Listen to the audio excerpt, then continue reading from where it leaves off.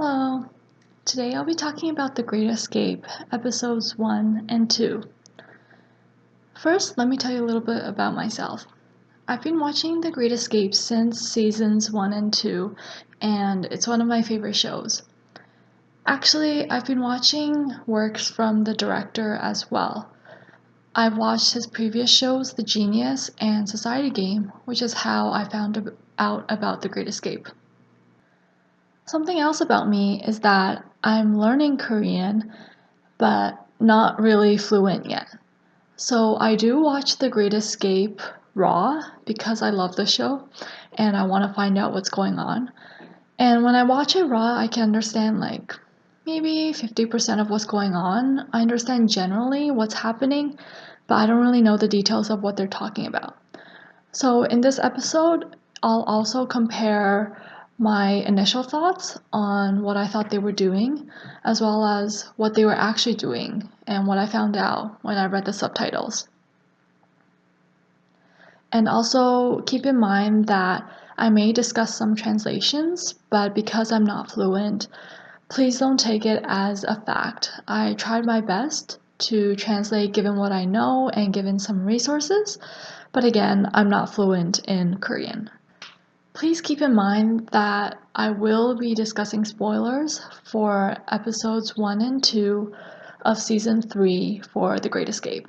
So if you haven't watched them yet and you don't want spoilers, then come back when you've watched the episode. So first, I'd like to discuss the concept of these two episodes, that being time travel.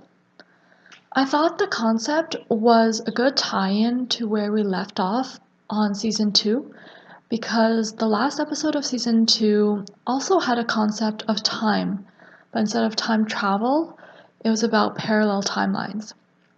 So I thought it was a good tie-in and a good lead-in back into The Great Escape by keeping a similar theme, but still different in its own way.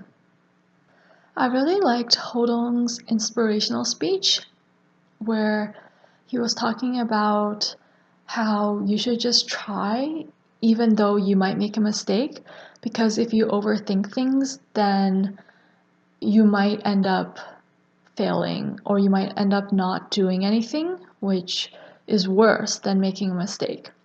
So I did like that speech and I thought it was pretty applicable to real life as well.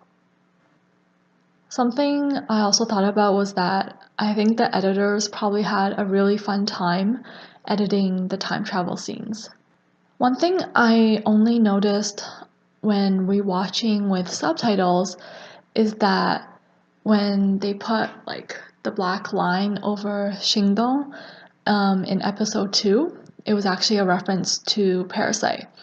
And I don't know why I didn't get that the first time, but I think it just clicked for me when I was reading the subtitles and seeing what he was actually saying. And at that point, the background music they used was also the same piece, the same classical piece from Parasite as well. When they were trying to match the song lyrics in episode 2 to the hint, I thought it kind of reminded me of Amazing Saturday, 노란 토요일, which is a show that Pio and Donghyun are also on. And that's a variety show as well, and it's about guessing lyrics for songs. So it's kind of funny that they were doing a sing-along and trying to write down all the lyrics to compare back to the hint. Overall, I would say that this arc or this story felt like it was on easy mode because they didn't really interact with anyone live. They saw the scientist, but it was through the video and they kind of just saw his body as well. But I understand that it would probably be too much to have a scary episode for the first one. They kind of need to ease back into things. So I'm not criticizing the directors or the writers in any way.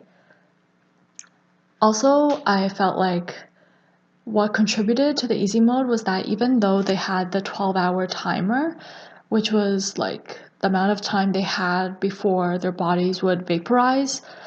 I never really felt like they were really close to that limit.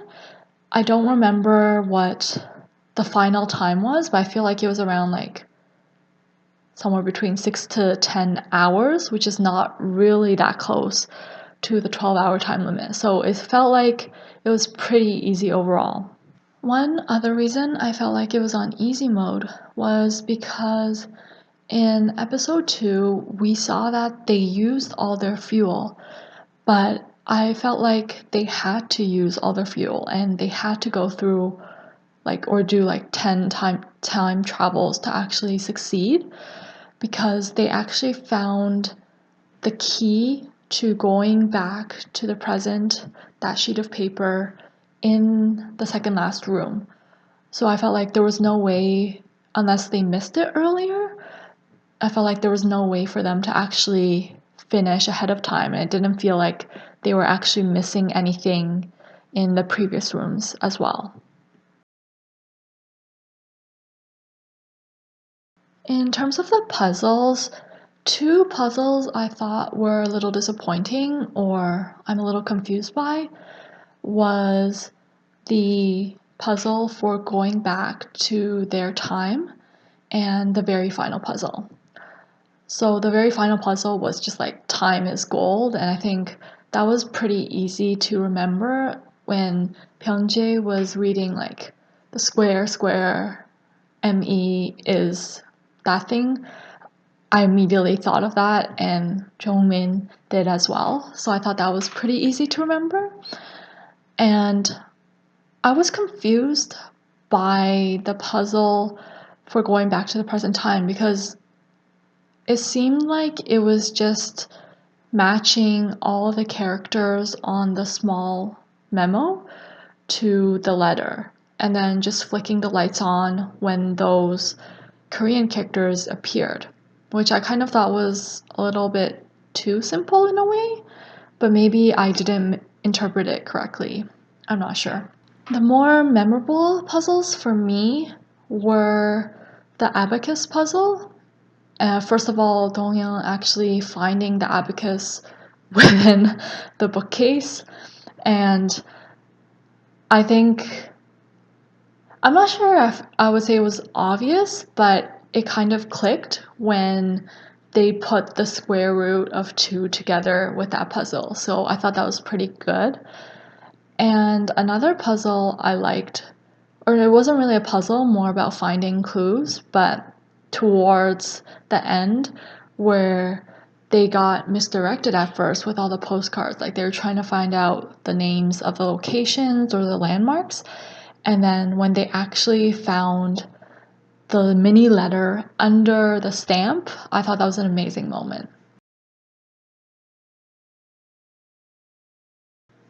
In terms of the set, at the very end of episode 2, they had a wide shot of the outside, and it looked like it was a bunch of small warehouses that they were in. So my original guess was how they simulated the time travel was that they kind of took them out of the experience and maybe blindfolded them again, but led them to another warehouse with a different room. But then I saw on the Korean Variety subreddit that Dr. Breakfast linked to the unedited clip from TVN. And if I were to roughly translate the title, keep in mind again, I'm not fluent in Korean, but I did use Google Translate and some dictionaries to help me translate this. I would say that the title is we're showing you an uncut version of the members taking the time machine. And in brackets, it says, Hodong really got motion sickness. If you see further down in the comment section, Donghyun actually commented there. And again, really rough translation. I would say that he said, when we were shooting, I was really curious how the machine was moving. Please look forward to finding out in the 13th episode. We really don't know anything before filming. There's really no such thing as a script. So I think like the first part of the comment was saying that like they didn't know how it was happening as well, and it seems like for however the set was created, they were still immersed in the experience when transitioning between rooms. And I think the second part of Donghyung's comment is just saying like, although there are some Korean variety shows like rumored or maybe like confirmed to have scripts, for The Great Escape, like in terms of the cast, they really don't know anything until they show up and they're filming. So it's not really scripted in the sense that they know how things are happening. So again, like kudos to the crew members and the producers for actually making this happen.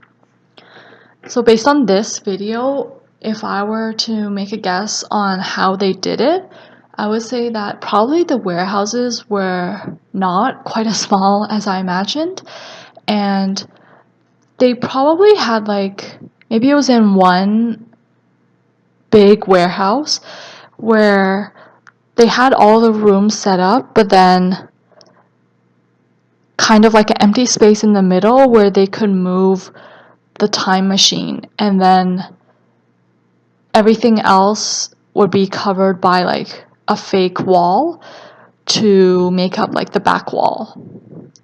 But I'm not really sure, and I'm really curious and looking forward to the special episode where hopefully they'll show us.